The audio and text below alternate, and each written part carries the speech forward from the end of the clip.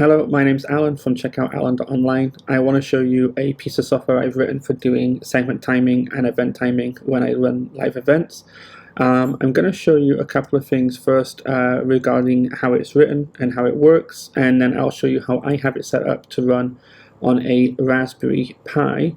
And then that feeds into a multi-view, and if you're using an ATEM mini ISO or extreme ISO, you can actually have that multi-view record, so when you go back to do any additional edits later on, or if you want to go back and make changes, you have your segment timer running there automatically for you.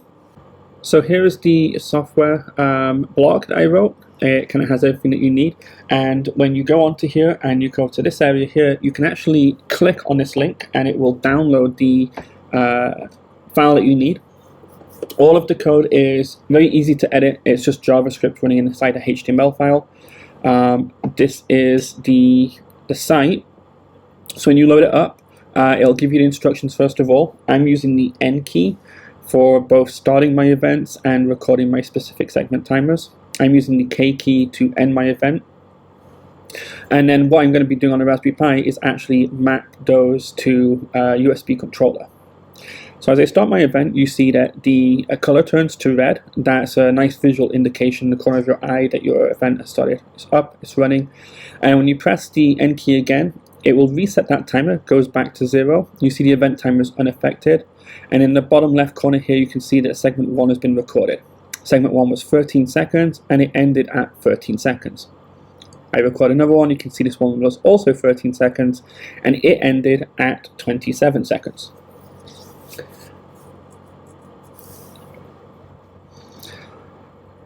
Now you'll notice that the time is slightly out of sync here. The reason for that simply being that the segment timer was restarted like halfway through a second. We're not recording milliseconds, it's just not important for my personal needs. Again, this is all completely editable. If you want to make changes to that and add milliseconds in, you could do so. And when I'm finished doing an event, what I can do is press the K key. The blue is a nice indication again that you have seen the information has been recorded, and it records your final segment here at the end, and you can see that our event ended at 1 minute and 8 seconds in this example. Now if I press the N key again, what's going to happen is the event will start over completely from scratch and our segments will be wiped out. If you're recording this to a multi-view with an ISO file, then that's not an issue for you. If you're not, then you may want to make some slight changes to the code so that it doesn't wipe out the information, or that you have to press a separate button first before it will allow you to press the N key and start your show up again. So here's a CSS file, all real kind of straightforward stuff. When you go through the CSS, you can make a couple of changes if you need to. I have everything kind of set up to lay out well on a 1080p screen, and the only thing I've really done this of any difference here is I'm using this Open Sans extra bold font. I'm including the fonts in the download file that you get. So here in the HTML file, we have the actual code that displays the text on the screen. And then we have a couple of things. The first thing is a JavaScript that is running the date and time counter. The second is a piece of JavaScript that is going to be keeping track of all of our timers. We have the segment timer at the top, then the event timer, and then a couple of variables for recording the recorded segments, making sure that the layout is correct, all of the text is awesome. We have the timer functions here. Our timers are going to be for updating the display of both the segment timer and the event timer. We run those separately. And then we have a couple of functions that are going to be resetting those events. Resetting the event is easy. Resetting the segment is a little bit more complicated. We do need to keep in mind that when we're running our segment timer, we need to start recording segments. We want to put information in to that other section of the web page. So there's a little bit more code in here. Everything in the HTML and JavaScript is completely commented, so it should be fairly easy to read along, see what each part of the code does, and how you can make changes to it if you need to. And then at the bottom here, we have the a little bit of JavaScript that is getting the keys that are pressed inside the window and passing that to the key that's been pressed. And then we have a bunch of if-else statements that kind of tells the code what to run in that situation. So here we are, we're going to set up a Raspberry Pi. I'm going to use the full version of DOS. It includes most of the software that we need. And when you do this, it just makes things a little bit smoother, a little bit easier. And a small card, in my case it's 32 gigabytes, but you can use smaller, is perfectly capable to hold all of the information that you need here. It's not a large investment to go with the full OS. I have sped up the time a couple of points in this video. This is one of them, mostly because for me personally this part takes quite a bit of time, but not necessarily for everybody. So the Raspberry Pi is going to boot up for the first time, and when it comes into the GUI, it's going to present us a whole bunch of options kind of right off the bat. I'm going to go through and customize this as I need to. You may not need to do all of these steps. You may need to do a few more steps. One thing that I have to do on my setup for my network is actually change the name server that the router I use defaults to when the Raspberry Pi first connects. Some other things that I tend to do is I'll turn Bluetooth off, I turn the volume off. I also will typically, if I'm finished my setup and I'm happy with it, I'll turn the Wi-Fi off as well. That way the Raspberry Pi is not trying to connect to anything. When I'm out at a venue, I'm at a new location, if they have an open Wi-Fi, or if they have any kind of software that's running that is looking for other devices, other Wi-Fi devices, I don't want something as simple as this kind of showing up. I also want to make sure that it's not automatically connecting to open Wi-Fi and taking their date and time information in, because that's what the HTML file is going to be doing when we run it. It actually pulls the date and time from the Raspberry Pi. So you'll want to make sure that you set that up correctly as well. A couple of other things I do before I allow it to restart: I disable the splash screen. I like to see the information on there. If there's any issues, it's an easy way to kind of do some very basic troubleshooting. And I also set the resolution and the refresh rate to 1080p and 60 frames a second. That is that's the recording values that I use when I do our events. Most of what I'm doing is sports related, and we want to have the 60 frames a second. So it's going to do its initial restart here. And when it boots us back into the operating system, here we go. The first thing that we want to do is go to the web browser. And I'm going to pull up my blog, which is checkoutallen.online/blog.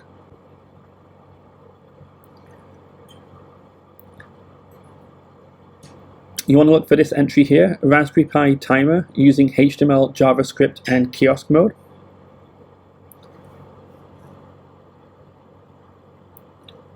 And we're going to scroll down again. Oops. Scroll down again until we get to here, and this will download the most recent version of the segment timer. At the point of recording this, it was 1.1. Show it in the folder. We can close the browser at this point. And I'm just going to unzip this into the same location and pop into this folder here. So the HTML and the CSS files can both be dragged and put onto the desktop. They do need to be in the same place. If you want to put them somewhere else, you can. You'll have to just modify the code at the very end. We're also going to make a new folder inside the home directory, inside Pi, which is the user. The new folder is going to be .fonts. Dot means that it's a hidden folder, and this is what the Raspberry operating system is looking for additional fonts. You can see hidden folders inside the file explorer by pressing Ctrl and H. And I'm just going to copy these in here like this. And now we can close these two out. Okay, so in Terminal, we're going to install a little bit of software. The first one we'll do is sudo pip install pinut. Pinut is the piece of software that we use as part of Python that is going to allow us to listen to things such as keyboard strokes and mouse clicks, that kind of stuff. We're going to use it for the keyboard. It's nice and quick, this one. It doesn't take very long at all. The next one we're going to do is sudo apt-get install, and we're going to use QJoypad. This is the piece of software we're going to use to listen to the joypad buttons being pressed, and it's going to translate those into keyboard presses. I'm going to be speeding this up because it does take a little bit of time for it to grab all of the necessary files, pull them down on the network, and install them. The last one we're going to do is sudo apt-get install. We're going to install Chromium plugin basically that is called unclutter, and it'll hide the mouse. So we'll do Chromium and then x11-xserver-utils unclutter. And again, it's going to grab all of this, and we'll say yes, we want to continue. And again, I'm going to speed this part up a little bit, as it does take a little while, again, to kind of pull all of this down, put it all into the correct place, and set everything up for us.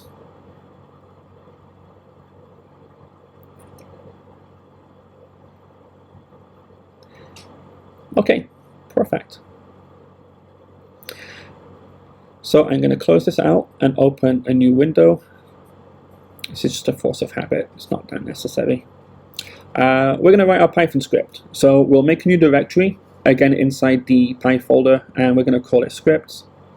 And then we'll do sudo superuser do. Nano is the text editor we're going to use, and we're going to go back into that folder we just made. Oops.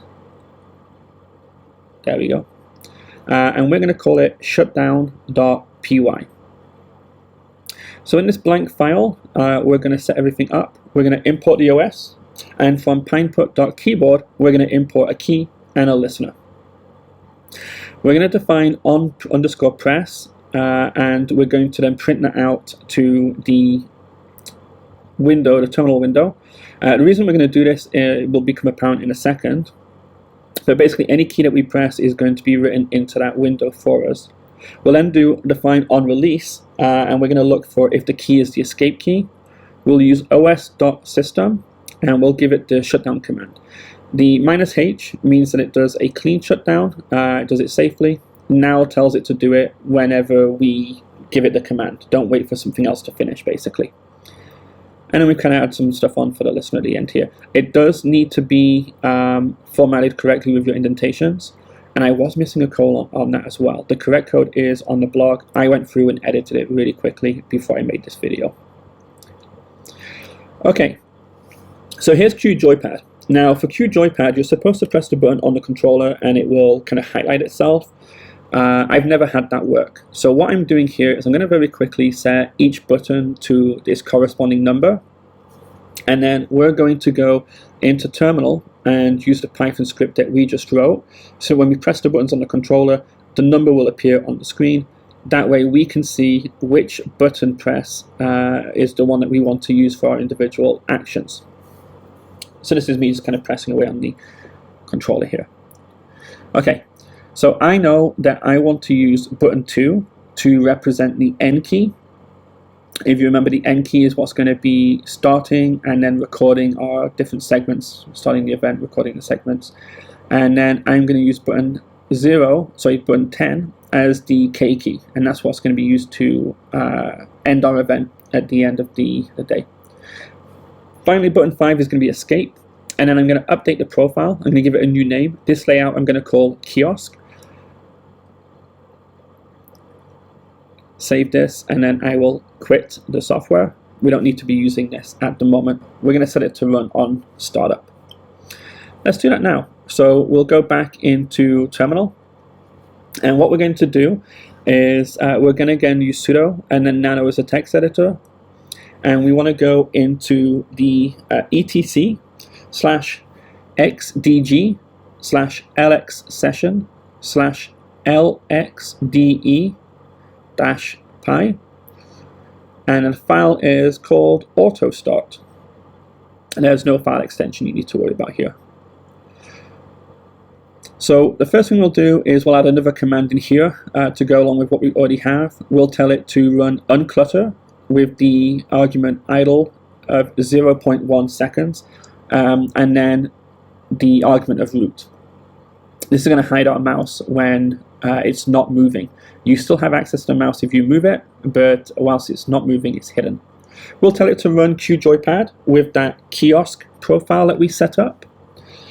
And we will also tell it to do superuser do, Python free, which tells it what to run the file using. And we're going to go back into that scripts folder and tell it to use the shutdown.py file that we've just saved. There we go. Okay, so for this last one, what we're going to do is we're going to point it to where Chromium is installed, user/bin/Chromium, and we're going to tell it to run in kiosk mode. That gets rid of all of the window decoration, it makes it full screen. And we're going to say to it, disable restore session state. I don't want the Raspberry Pi to try and load up what we already had in there when we open the Raspberry Pi. Finally, we just have to pass it the URL that we want it to run. In our case, it's just going to be a link to the directory on the desktop and the index. Save your file, you press Ctrl+X, choose yes, and then enter to keep the same file name. And now I'm just going to do a quick reboot. And here is our Raspberry Pi when it boots up in the future. It's going to load up. We don't see a mouse, Unclutter's taking care of that. We don't see QJoypad, it is running in the background with that kiosk layout. And then it's going to load up Chromium automatically straight to the web app. And now I can grab my USB controller and I will press the K key to close the instructions. And then I'm going to press the N key and start our event. And just like we saw earlier, we have a segment timer and we have an event timer running. And when I press the N key again, it will reset the segment timer. The event timer continues to run, and we record our segment in the lower left.